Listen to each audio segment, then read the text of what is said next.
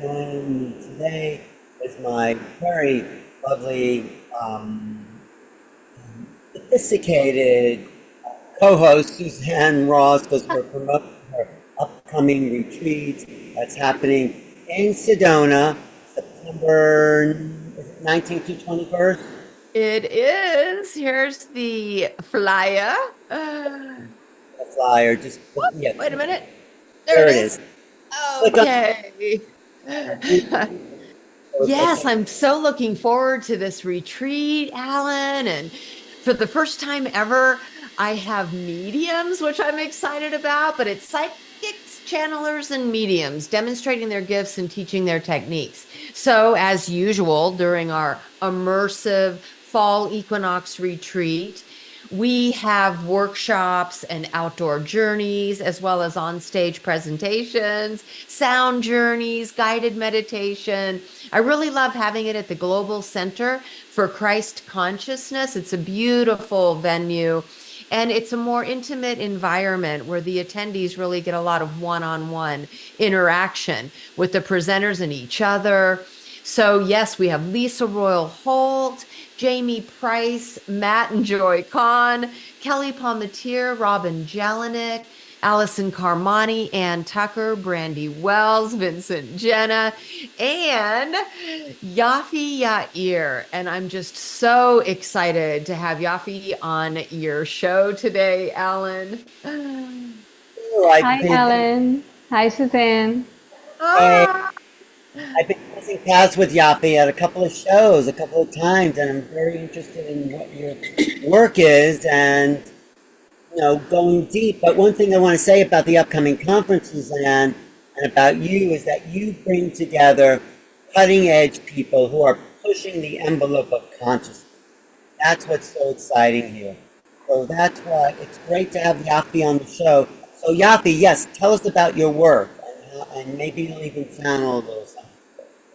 Okay, sure, yes. So, my work. So, as Suzanne mentioned, I think she mentioned it, I'm a channeler and I channel all kind of interesting sources, especially in the book Conversations with the Earth. Everything from earth elements, the actual consciousness of elements, to different aspects of the earth, like trees, to different galactic sources, from the moon to Andromeda, getting as wild as it gets, even touching on the hybridization program and hybrid children and their perspective on Earth and humanity. So just a wide variety of sources. But how did you get into channeling? What got you to do this?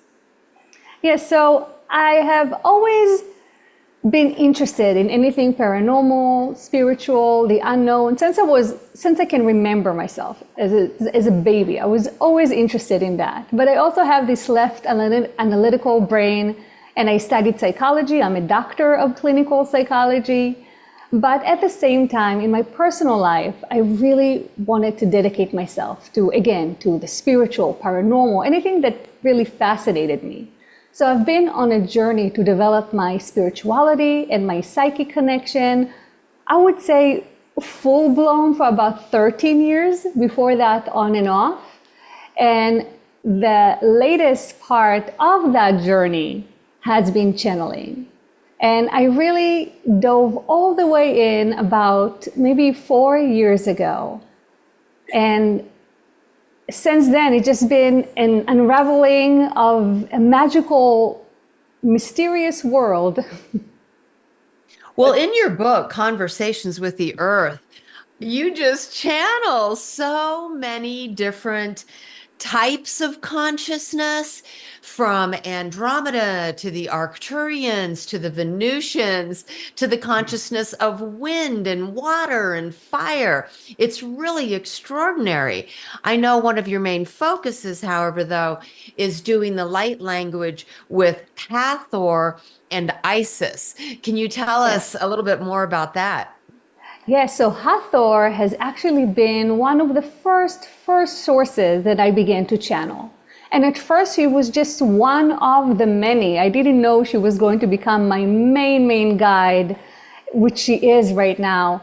When I channel her, Hathor, through me, she's a pathway of the divine feminine.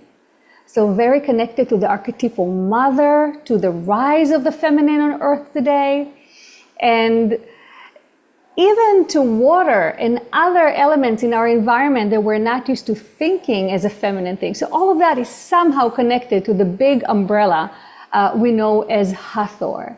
And as you mentioned, light language has been actually the most recent addition.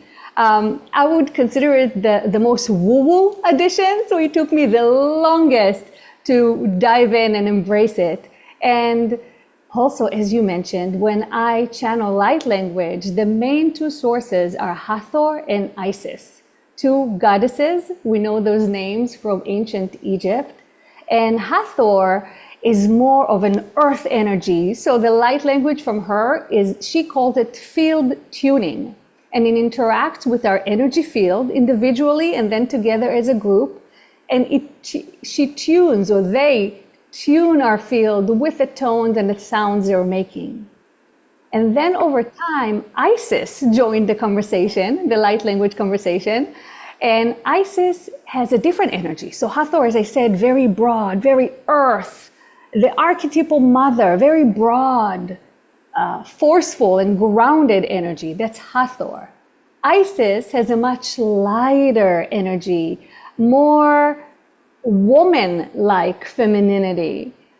And her light language is more spoken. So it sounds like language, it sounds like words, while Hathor is more tones and chants and sounds rather than words. And they work together and they combine the words and the sounds and the tones to create this beautiful dance of light that interacts with our energy field in different ways, depending on what they're doing.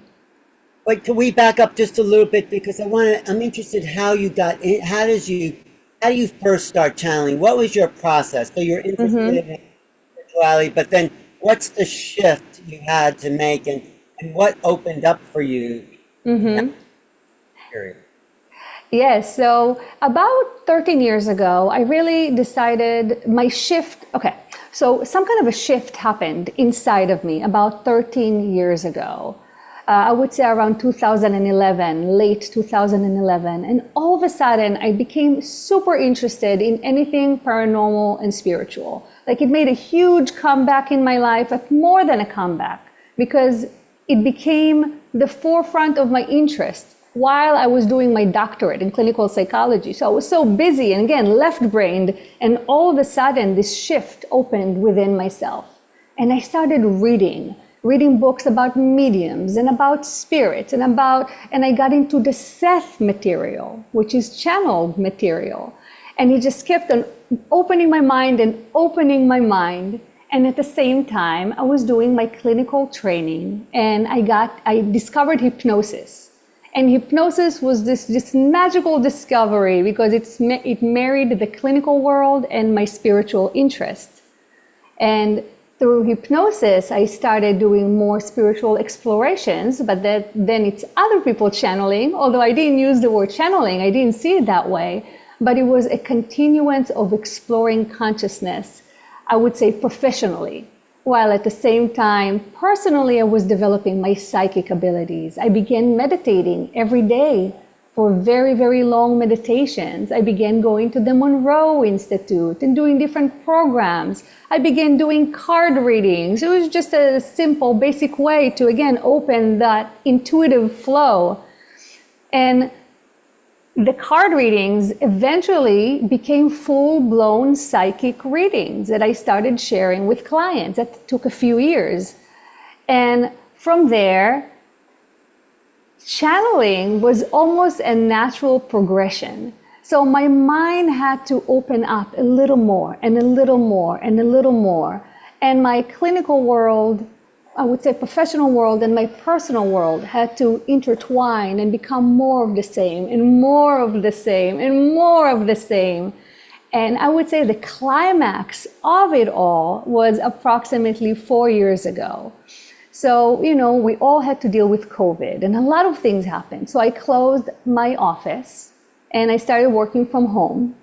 which I didn't see it back then, but it's another shift from the rigid clinical world into even more embracing just my personal journey and wherever it takes me.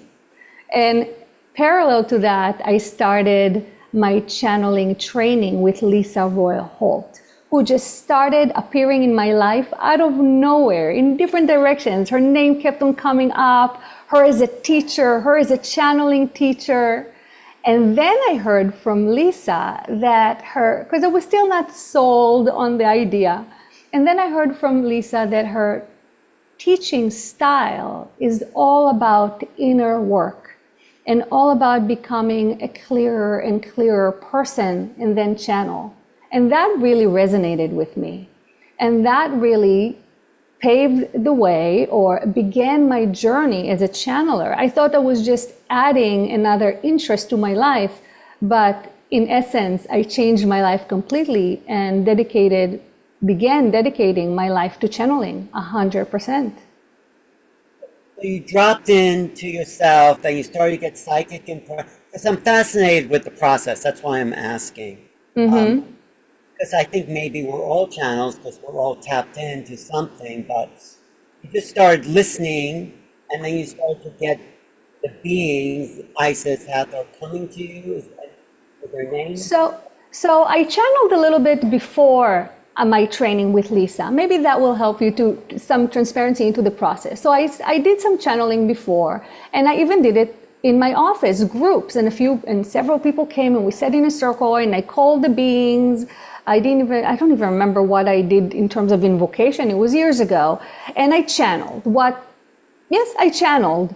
And I am a semi-conscious channeler, which means I'm still Yafi, I'm still aware inside. Yes, I take the back seat to allow the transmission to come through, but I'm still aware. And it was kind of difficult for me to accept everything that was coming through because I was still aware. So even though the people I was with, the people that I offered the offerings of channeling were very excited, were very pleased, they were totally invested and feeling it, I did a few groups and then I stopped because I felt like, I don't know if it's real, I don't know if it's not real, how can I offer it publicly if I don't even know what I'm doing? It's all so subtle, it's very different if I channeled and I clicked out and I was asleep somewhere or out of body somewhere and whatever came through and I had no idea. But that's not the process. It's a much more aware and present and integrative process, and it requires a lot of trust. And for me, developing this trust had to be, not because I have trust issues, but because of my clinical left rational brain. I needed to be in that structure, in that supportive structure of channeling class, channeling course. And now this is what we're doing, and this is what we're practicing, and this is what we're playing around with. That whole idea of practicing rather than offering it professionally, for example, it's a very different feel, it's a very different environment. And that allowed me to explore without needing to feel responsible for it, to just explore, to just open and explore. And one of the things it led to is the wild journey with all these different sources and different guides and different consciousnesses and perspectives, because I wanted to explore and experience as much as possible. Great. Wow, that's a good, honest overview of your process. Thank you. I'd love to hear from some of the channels, but Suzanne, you have anything you want to? Yeah, well, I was just reflecting upon my day that I spent with Lisa Royal Holt here in Sedona. And there's quite a loud static coming from your end, Alan. Oh, sorry, let me fix that. Go ahead. Okay, thanks. Yeah, so Lisa had come to Sedona for the day, and I sat down and did an interview with her, and then we went out into the Red Rocks and she did channeling out at Bell Rock. But she was telling me that her and actually Darryl Anka, right, in LA back, 30 years ago, they too had gone to training. They too, were involved in courses that helped them to, tune in more directly, to refine their channeling process, and then just, opening to receive whomever wanted to come through them specifically. But I just wanted to reiterate, like, that's, can be a really powerful way to really tune in more directly and refine your channeling, is to actually take a course from someone like Lisa, especially, who's got decades of experience and connection. Yes, and she sees the channeling training, as I said, it's long form. So you don't just show up for a week or two and that's it. You have to continue being a part of it and practicing and doing different practices. So when I did my channeling practice, we did breath work daily, breath work and body work and meditations and exercises. So it's an ongoing unfoldment and self-discovery. Great. That's great. Does that sound better, guys? Yes, thank you. Okay, good. Very good. Well, no, I appreciate the intent. It's sort of like a mystery school then. You're kind of tapping in and developing the self and the connection to the greater mind, in a sense, because it's an aspect of us. Well, I'm excited. What do you want to bring through? Or you just want to see, is there a message? Is there something you want to what kind of things does your channeling talk about? That's what maybe Okay, so when I channel, so first of all, we're going to do some light language. So I'm going to call Hathor and Isis to do their thing and to bring forth a light language. And we can request for a specific thing if we want, or we just can allow for whatever comes up to come up. And when I channel verbally, I usually call Hathor. As I mentioned, through me, she's a pathway of the divine feminine. And you can have a conversation with her, ask her whatever questions you would like. Now, Hathor, I say her, they often refers to themselves as we in plural, but that changes sometimes. And you can ask them or her whatever questions you may be interested in. And it can be about humanity. It can be about them if you want to know more about them. It can be anything at all. Great. Suzanne, are you ready for this? We're ready. I'm so excited. Yes, let's go in. So talk us through your process, though, like how you get into that state of consciousness.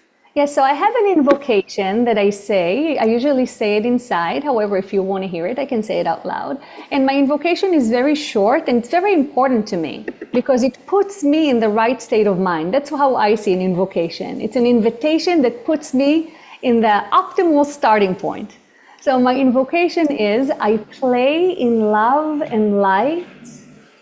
I open to Hathor now. So that's my invocation.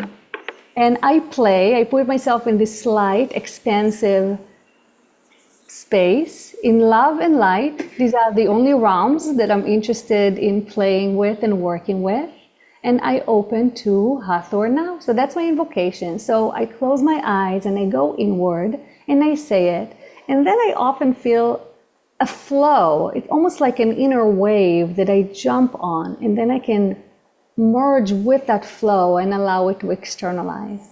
So I'm going to do so now, and I'm going to begin with the light language, and then you can have a conversation. Great, thank you.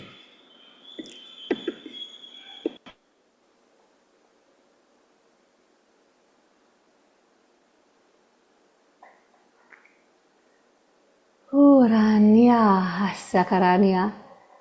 Ukuruta ha'ahamaya, estiru mahania, hakihuhura, hanaharuania ha'aharastupa, hekruhumanarastianana, hurania ha'aharatupa. Uranaya hastiaru Uru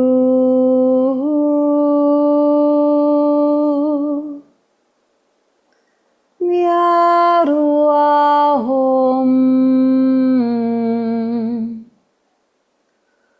Uea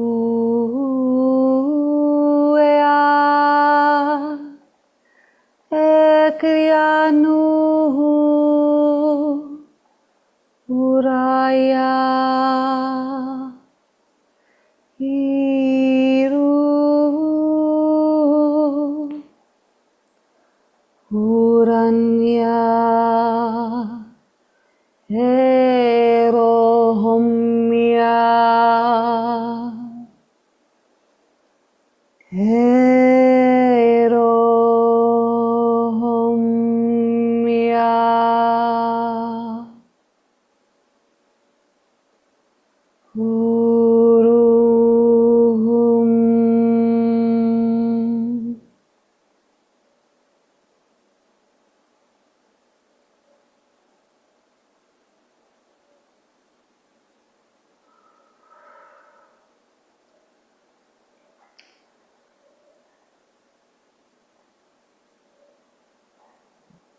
This was a cooling chant to share with the areas that are currently overheating, to lower the temperature by encouraging clouds. So cloud coverage and any rainfall is used here to cool down those areas, and that is our offering. Now let us do a small chant to interact with your energy field, to hopefully allow you to feel this energy as it flows through you even more. Nuru Yeharaya Urom Unam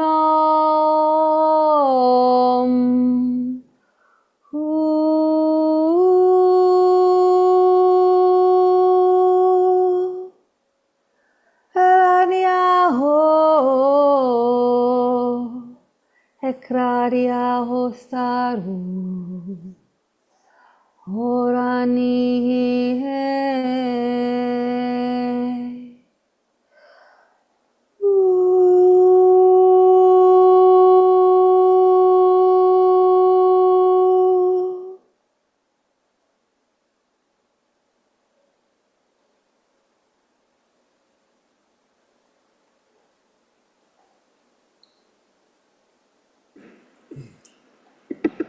Blessings.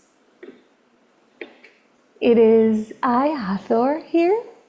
Both Hathor and Isis, as she known as Isis, are here present. We hope that you were able to feel the energy. It was directed to specific areas. The first one, geographical area, and the second one, area within your body that could benefit the adjustment. So once again, blessings. Thank you for opening this space for this communication. We are always excited to be in the presence of such kind and curious individuals. Thank you. Great to have you here. Wait, Suzanne, were you going to say something? Did you? Thank you for sharing that beautiful language of light, Hathor and Isis. It was so soothing, and I really felt a shift and also an opening. It was like dropping into a very relaxed state and then feeling this sort of energetic shift, which felt like an opening in my consciousness. So thank you for that. You are very welcome. And as you already know, you have personal familiarity with our energy and our essence, as is not the first time you experience this opening and communion with our essence. Thank you for that. I actually have a beautiful Isis right on my desk to honor you. Well, I'm curious about the relationship of the Earth to the Sun. What that's about. We've just had a lot of solar flares. Do we should expect more? Why does that happen? And just give us an overview. Yes, there are currently in your time a lot of, we would call them light codes that are coming through towards the Earth. Now, in the closest system to your physical Earth, these are coming through the sun or from the sun. This is in the closest system. And it is coming through in various forms. One of the forms are indeed waves, actual energetic waves that you can see as solar flares that are coming through. This is one layer of the waves that are being sent through from the sun into the earth. Now, the eclipses that you've experienced recently allowed the moon to be a filter, a screen, a shield for the earth.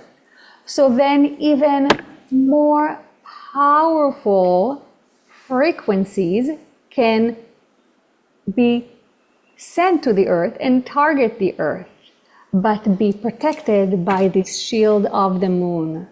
So when the shield of the moon is taken, which is your normal time, as eclipses are unusual events, the energy has to be toned down so it does not become destructive and too powerful for the earth and earthlings to be able to experience it. So all these codes, all these waves, all these energies and frequencies that are coming your way are a part of this shift that are happening. So talk about the codes. What do we do with it, and what are they here to do to us? Yes, these codes are here to activate. So there are different layers to it, but the codes are here to activate parts within yourself that are needed for the current awakening. And you're asking, what are we to do with it? What are we supposed to do with these codes? These codes are doing what they're supposed to be doing. What you can be doing to enhance your receptivity of these codes is to make sure that you are as well as possible, as open as possible, and as grounded as possible. As you grounding, meaning aligning with the earth frequency, allows you to receive these solar frequencies with greater ability. And for what reason? What is it here to do for us? Why now and why us? Yes. So right now, humanity is going through a major shift. In fact, this scale of shift is very unique to Earth and to what is happening right now. You are all, as humans, as the people of the Earth, a part of this shift. And when we're saying shift, we're talking, and again, there are different layers to understand it. So frequency-wise, you are going up in frequency. If you think about pianos and octaves, you're going up a key or you're going up an octave, depending on how you choose to see it. Now, this shift is not just energetic. It has practical and physical application and implication. So this shift will actually change the way human life is expressed on this planet. So a part of this shift is awakening in awareness. As humans become more and more aware of their true nature, of the nature of their reality, of the livelihood of the planet as a living system that they live on, with everything that entails, and their place amongst other intelligent civilizations. So as this is happening, a lot is changing. A lot needs to change to go from where you were, if you look 100 years ago, 50 years ago, 10 years ago, to where you are headed. However, the changes, as you've noticed, are accelerating. They're happening faster and faster and more intensely. So you, as a human, can look back and see how changes of the past have been accelerating and expanding your consciousness. Us, who have a little bit of a larger perspective, can see how it is an unfoldment of a shift that is currently at its peak. Does this answer your question? Well, only half, because the other part is, where are we heading? What does the future look like? Yes, so the future looks like, so first of all, let us start by saying that the future is beautiful. The future includes more of what you're seeing. The near future includes more of what you're seeing today, because everything is being shaken, so nothing can stay hidden, nothing can stay broken. Everything, all the systems that are broken, everything that is hidden must come up to the surface to be addressed, to be resolved. So this is what you're seeing now, and in the near future, that continues. However, the more it continues to unfold, and you're going to see results very quickly, as some of it that you're already seeing, and it's going to be so much more in the coming years of more connectedness, even more people becoming aware. So now the people that you consider that are awakening, they're becoming aware, that's going to be more and more the norm for other people. And the people that are now becoming aware, their awareness is going to expand tenfold, which means that communication with the other side of the veil is going to be mainstream. That means less secrecy, more transparency, both within individuals, but also within systems and between systems. That also means more open heart connection, again, within and between individuals and systems. So you're talking about a very different reality of much more openness, of much more connectedness, and much more awareness. Thank you. Suzanne, do you have anything? So is this a reflection of what we refer to as the new earth? And if so, will there be a bifurcation of different levels of consciousness who are prepared to ascend into a new earth experience, or who maybe not be done learning the lessons of duality in the third world experience? Yes.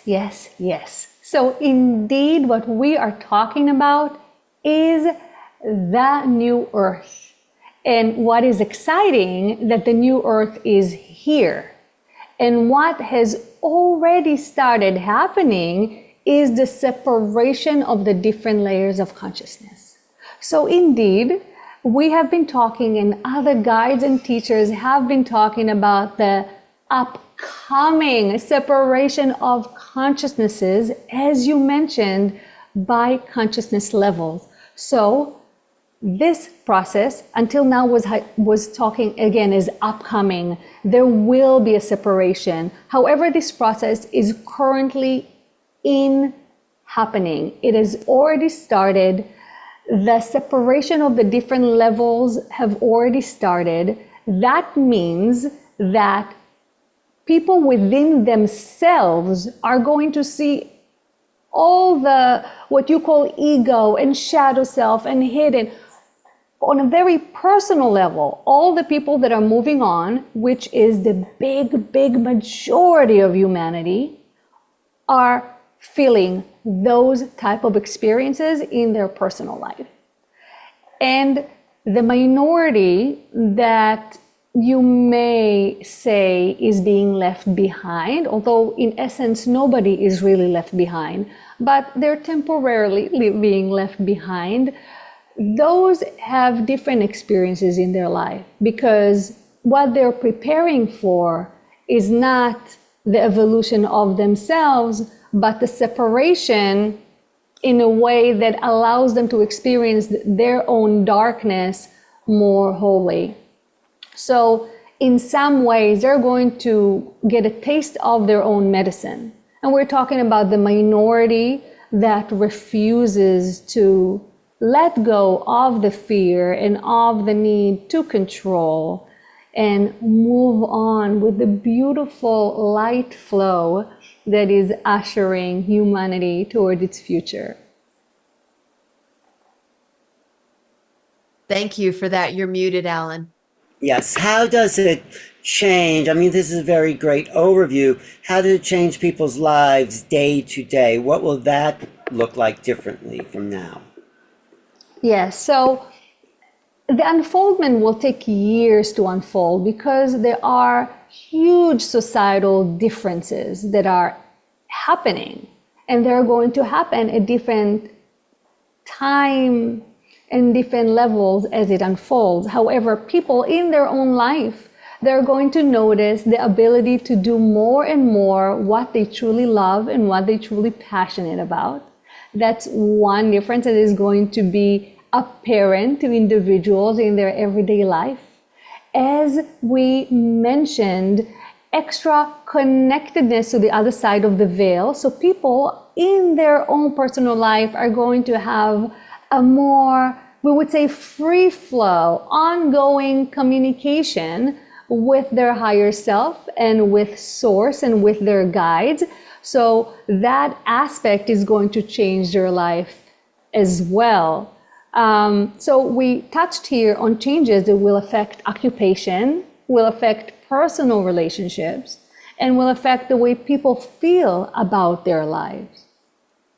If you would like to know anything more specific, please feel free to ask. As far as, people going to work, the economy, all that, do you see that shifting? Oh yes, major shifts. People are going to, the power scale is going to shift dramatically. So there are going to be more, we don't know if self-sustaining communities is the right way to say it, but more communities that are responsible for themselves. They do come into contact with other communities, but yes, life changes completely. Economics looks nothing like what you know it today and goes much closer to exchange of goods system, and money will be completely different. So yes, everything, all the big systems are going to shift. So people travel for occupation will be very different. Some people will have to travel and maybe even travel far. However, the majority of the people will stay in their local community and work within their local community. So a lot of things, yes. Oh, no, sorry, I didn't mean to cut you off. I just want to say, no, thank you for that. One more question from me. Talk about the arrival of the extraterrestrials. Like, how does that look? Yes, so let us say that the arrival has already occurred, as some races, let's call them races, some galactic races have been on the planet prior to humans. Some have been on the planet as humans developed to observe them more closely. Some have been arriving to interact with the Earth on different levels and different timelines. And some others have arrived and are stationed at what you would call the Earth atmosphere or the space around the Earth and are observing and waiting for the shift. Some are participating, some are just observing. So the arrival has happened and has happened again in many layers and levels. However, what is happening now is the awareness of these ETs, extraterrestrials as you call them, the awareness is growing. So they are already here. However, the awareness of people of their presence is growing. And as a result, it's a back and forth. As a result, they are going to make their presence more and more known. Now, we will say that this has already started and will increase drastically in the next year and a half, year to 2 years. More and more physical beings, humanoids, are coming forth to make physical contact with individuals on your planet. So that is something that has started and is going to increase and continue, and that is a part of the arrival. As we said, their presence is already here. However, they are increasing the proximity of physical contact, and that is happening already to individuals. It's going to increase more and more to groups, and it's going to enter the mainstream acceptance from that direction. Mm-hmm. Is part of that because like we're raising our vibration and so we're more of a vibrational match to their higher consciousness? So they have a flexibility. Most of them, if we're talking about physical ETs that are here, has had the ability to fully manifest physicality in third density. So they're waiting for us to raise our frequency, not because that's the only way they're able to reach us, again, the physical ETs, but because that is when the timing is appropriate. An example, if you go and speak to an ant with language and expect the ant to understand, you're going to be disappointed. However, if you go to an ant and give it a little bit of sugar, it will probably accept your gift happily. So it's not that they couldn't reach us, but there is an understanding that there is no point of making physical contact when the response is going to be just fear, just aggression, just confusion. And even now, the contact has to be done with care because there is still a lot of fear and confusion. And even people that are at the forefront of contact work do not realize the impact it will have on their system, the physical system, to come face to face with a physical humanoid that is not human. Well, talk about that a little more. What are you saying about impact on the physical system? That's interesting. Yes, so again, there are different level of physicalities of extraterrestrials and beings that are interacting with you. And the higher the density of the being, the more it can impact your physical system. So that is one level. And we're talking about here electrical energetic impact. Your systems can fry out, get too overheated. Maybe that's a better way of putting it. But also, and what we mentioned before, is the physical, psychological shock of coming face to face with what your mind can only see as a monster, as a creature, as a being that's not human. And the visceral reaction that comes automatically is much stronger than what people realize. So there is a major adjustment that's required, and that's even for people who feel they are ready. Imagine everybody else who is not even at that level of readiness. So how do we prepare for this physical interaction? What's the best way?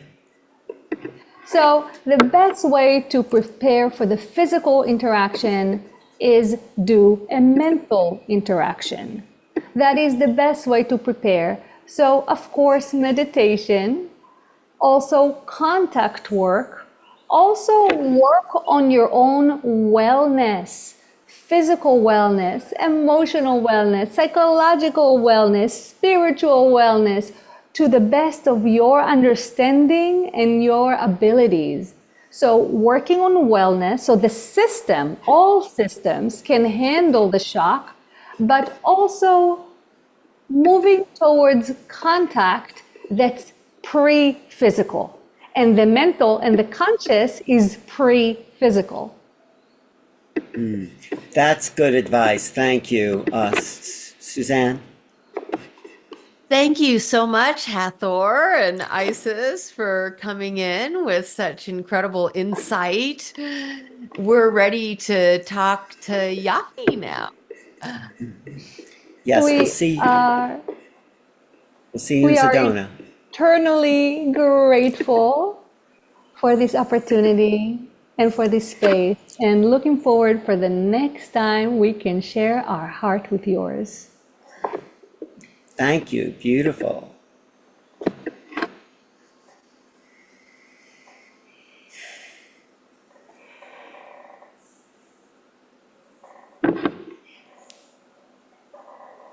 Well, Welcome back. Thank you. That was extraordinary. yes. Oh, thank you. Talk about what you're going to do in Sedona in September. Will you bring these kind of energies through or something else? Oh, yes, absolutely. So as you know, in the retreat in September, we're going to have different parts to the presentations. So I'm going to have a talk where I'm going to do this channeling, similar format. I'm going to begin with the light language and share that energy with the people present, and then do the verbal transmission from Hathor. So people, just like you just did, get the opportunity to ask questions and interact and experience this intelligence, both energetically, but also intellectually. And you know, they bring such broad and interesting perspective.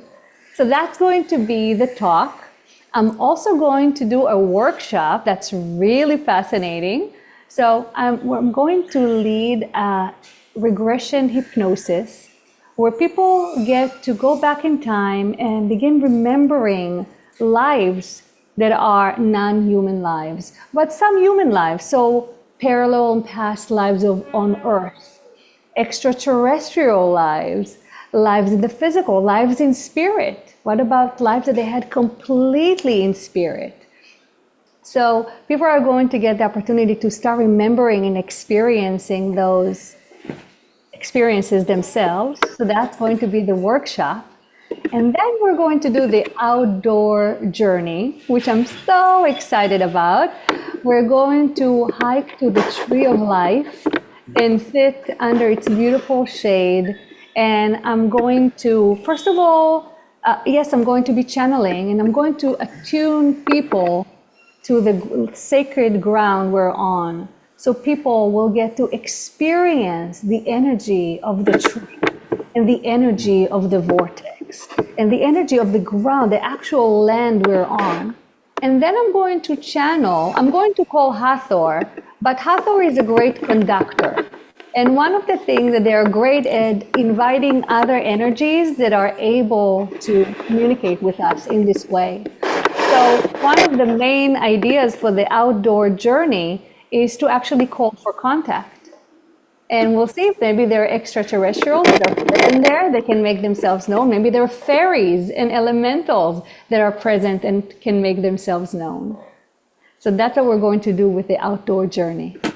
Great. Well, And that's in speaking- Sedona, which is a hotspot for all these kind of activity. What were you saying, Suzanne? Yeah, I Sorry. was just going to say, and speaking of that, Yafi's also going to participate in the CE5 that's being led by Lisa Royal Holt.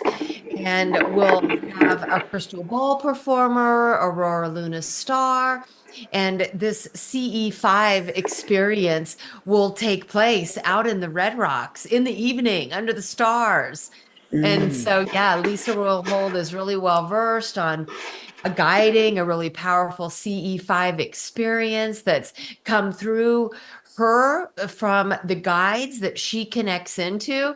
So again, another opportunity for contact under the stars during this CE5 as well. And there are going to Yes. be so many channels present there. And what we're doing is enforcing that opening and that invitation.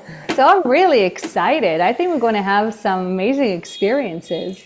Yes, I'm excited too. Suzanne, why don't you show the poster one more time in case people came in at the end?